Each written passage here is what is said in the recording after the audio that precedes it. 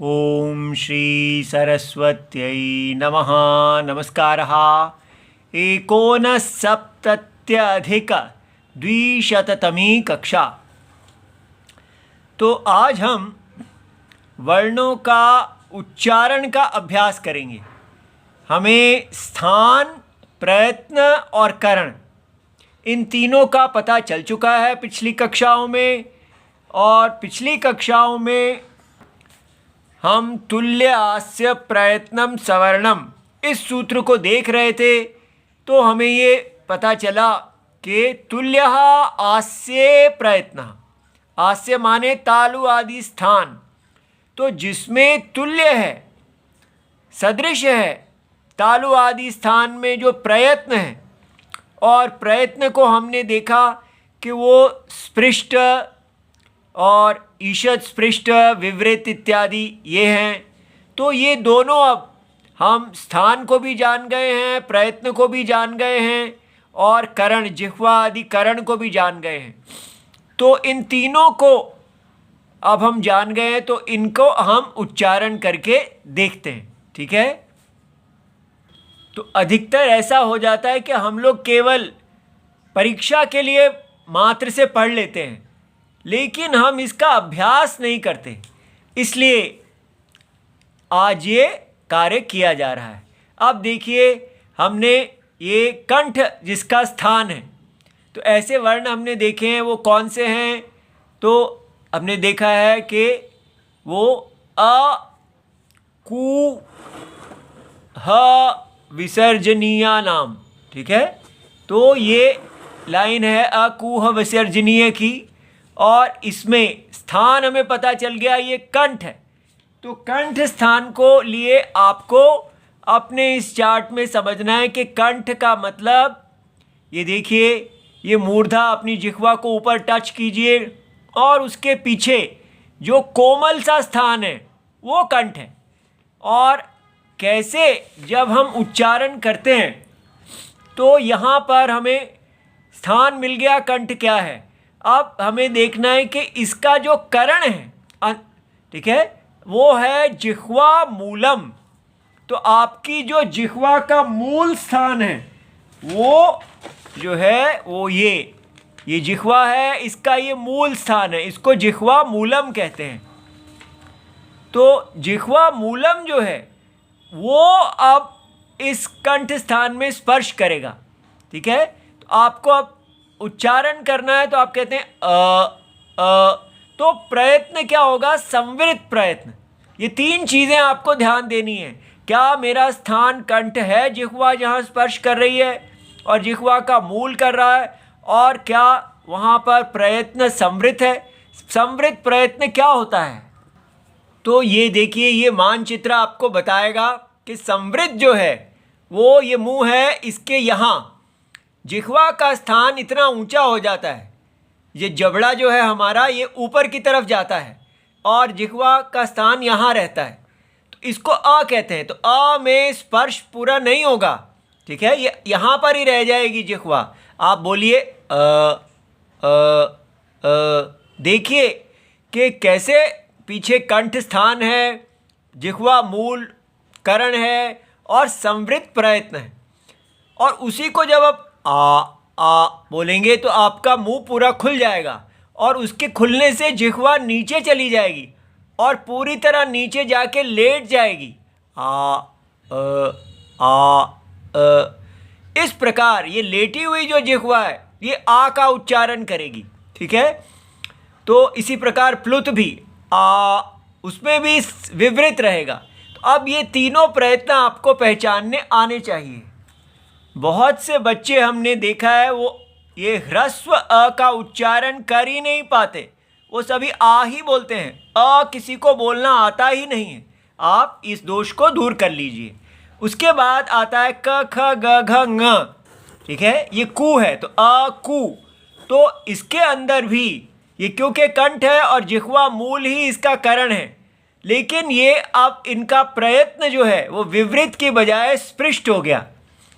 ठीक है। तो स्पृष्ट प्रयत्न इनका करण होने से जिह्वा का अपने अपने स्थान से, तो कंठ स्थान से पूर्ण स्पर्श होगा। आप बोलिए क। देखिए पीछे जिह्वा मोटी हो रही है क्या, और कंठ स्थान में स्पर्श कर रही है।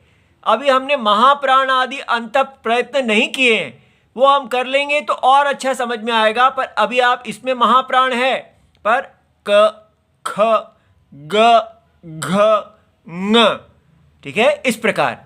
और इसके बाद ये देखिए यहाँ तक स्पृष्ट समाप्त हो जाते हैं, और इसके बाद ह जो है वो ईषद विवृत है।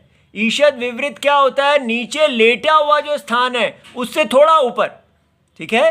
तो ह बोलने के लिए आ से थोड़ा ऊपर ह, और विसर्ग अह अह, ठीक है। तो इसमें महाप्राण है, खूब सारा प्राण नीचे को आता है। अब इसके बाद देखिए तालु, और इसका जो करण है वो है जिह्वा मध्य। तो वही अपनी जिह्वा का जो मध्य भाग है वो जो है वो आपके तालु में स्पर्श करेगा। तो तालु कहाँ है, ये देखिए यहाँ पर, ये दांत के पीछे का भाग दंत मूल और उसके बाद तालु, ठीक है, ये कठोर हिस्सा है। तो यहाँ पर आपका जिह्वा स्पर्श करनी चाहिए, जिह्वा का मध्य भाग। तो ये जिह्वा है, इसका मध्य भाग। तो आप बोल के देखिए, बोलिए ई ई, देखिए वो आगे का भाग नहीं टच कर रहा, उसके मध्य का ई ई ई, और च। अब ई ई ई जब बोला है तो जिह्वा का पूर्ण स्पर्श नहीं है, क्योंकि इसका जो प्रयत्न है ये विवृत है। जिह्वा नीचे लेटी हुई आपको मिलेगी, ई ई ई, ठीक है, कोई स्पर्श नहीं है। लेकिन जैसे ही आप च पे आएंगे तो स्पर्श पूर्ण हो जाएगा। च तालु में, छ ज झ ञ। अब य पे आइए, तो य में है ईषद स्पृष्ट, अर्थात जो पूर्ण स्पर्श से थोड़ा कम। तो जिह्वा जो है स्पर्श अवस्था से थोड़ी नीचे होगी, य श, ठीक है। अब इसके बाद आता है मूर्धा।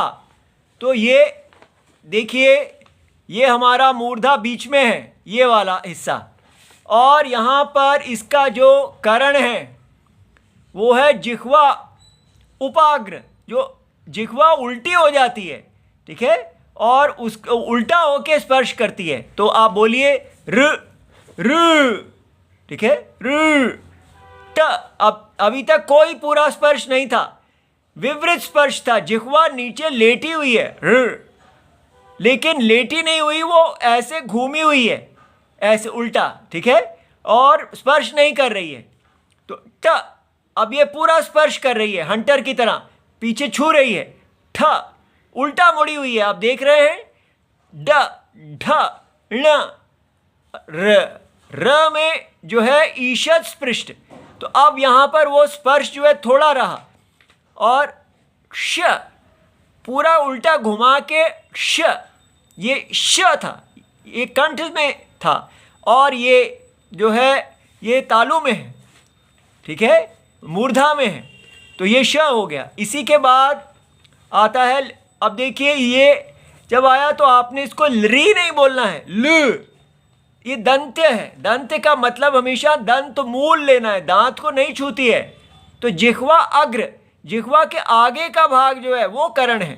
तो हम बोल रहे हैं ल, और ये इसका दीर्घ नहीं है ल, और इसका जो प्रयत्न है वो विवृत है ल, ठीक है, अर्थात जिह्वा काफ़ी नीचे है, दूर है। फिर इसका जो स्पर्श पूरा है कहाँ पर, दंत मूल में, त थ द, जहाँ स्पर्श करती है आपको पता ही चल जाएगा। ध न ल स, इन तीनों का भेद ठीक रखना। स, ठीक है, श श श श स। फिर आती है बारी ऊ की। अधर ओष्ठ, अर्थात नीचे वाला होंठ जो है वो इसका करण है, और ऊपर वाला होंठ जो है वो स्थान है, ठीक है। ऊ ऊ, आप देखेंगे नीचे वाला होंठ ऊपर टच नहीं कर रहा, तो इसीलिए ये विवृत प्रयत्न है। ऊ ऊ, लेकिन प बोलते ही नीचे का होंठ ऊपर की तरफ पूरा स्पर्श करता है। प फ ब भ म। ठीक है, ये आज देख लिए, बाकी कल। प्रणाम।